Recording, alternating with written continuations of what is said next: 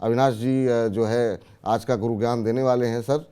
इतने सारे शेयरों पे चर्चा हुई, कुछ को आपने कहा निकलने के लिए, कुछ को होल्ड करने के लिए, कुछ को बेच देने के लिए कहा। अभी कहाँ खरीदारी करें? जो हमारे दर्शक हैं उनको अगर एक पोर्टफोलियो बनाना हो अगले 1-1.5 साल के नज़रिए के लिहाज से, तो पोर्टफोलियो में किन किन शेयरों को शामिल करना चाहिए और वहाँ पर क्या लक्ष्य देखने को मिल सकते हैं?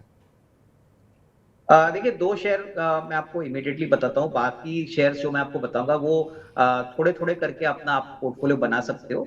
तो पहला जो शेयर रियल एस्टेट सेगमेंट में हमको जो पसंद है, जो हमने आपके चैनल पे बहुत महीने पहले किया बता भी दिया था, वो कंपनी का नाम है अनंतराज लिमिटेड। अभी ये गुड़गाँव की कंपनी है, जो जी। बेसिकली रियल एस्टेट में करीबन 30-35 साल से काम कर रही है। और सबसे अच्छी बात इस कंपनी की है कि इनके पास कम से कम 200 एकड़ जमीन है, जो गुड़गांव बेल्ट में सेक्टर 68 में अवेलेबल है। वहां पे जो प्राइसेस बढ़े हैं पिछले साल, इसका फायदा कंपनी को मिला है। इनफैक्ट कंपनी ने बहुत ही अच्छे दमदार नंबर्स FY23 के लिए रिकॉर्ड किया। 1000 करोड़ के रेवेन्यू पे 150 करोड़ का प्रॉफिट कमाया, जो पिछले साल मुश्किल से 50 करोड़ था। अभी सबसे इंटरेस्टिंग बात इस कंपनी है कि अभी इन्होंने डेटा सेंटर के बिजनेस में आने का प्लान किया है। ऑलरेडी 3 मेगावाट की कैपेसिटी चालू हो चुकी है।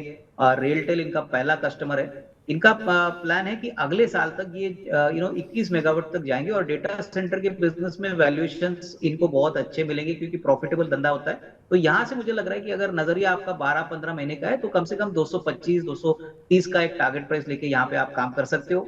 दूसरा शेयर विपुल, जो फ्रंटलाइन ऑटो कंपनी है, वो महिंद्रा एंड महिंद्रा है। देखिए, महिंद्रा एंड महिंद्रा ने बहुत ही दमदार नंबर्स पिछले साल दिखाए थे। अभी भी इनके पास ऑर्डर बुक नई गाड़ियों के लिए कम से कम 12 to 18 मंथ्स का है। तो यहाँ पे भी मुझे लग रहा है कि अगर करंट प्राइस पे कोई खरीदे या थोड़ा सा हल्का अगर स्टॉक होता है, तो यहाँ पे 1550 का टारगेट आपको अगले 12-15 महीने में मिल सकता है। और रही बात आपको पोर्टफोलियो बनाना है, तो मैंने जैसे आपको बोला कि सीमेंट सेक्टर को इग्नोर मत करिए, ऑटो कंपोनेंट्स को इग्नोर मत करिए और कैपिटल गुड्स को इग्नोर मत करिए। ऑटो कंपोनेंट्स में हमको भारत फॉर्ज पसंद है, मदरसन सुमी पसंद है।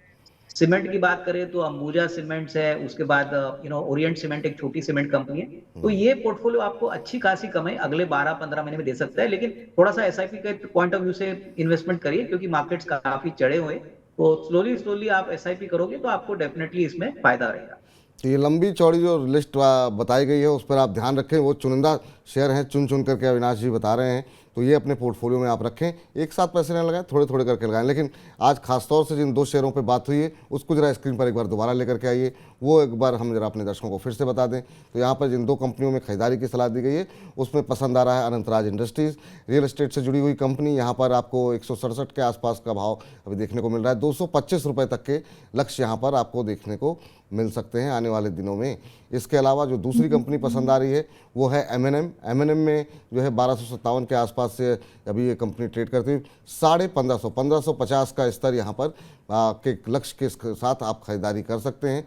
तो महिंद्रा एंड महिंद्रा, अनंतराज इंडस्ट्रीज, इन 2 शेयरों में आज खरीदारी की सलाह निकल करके आई है अविनाश जी की तरफ से।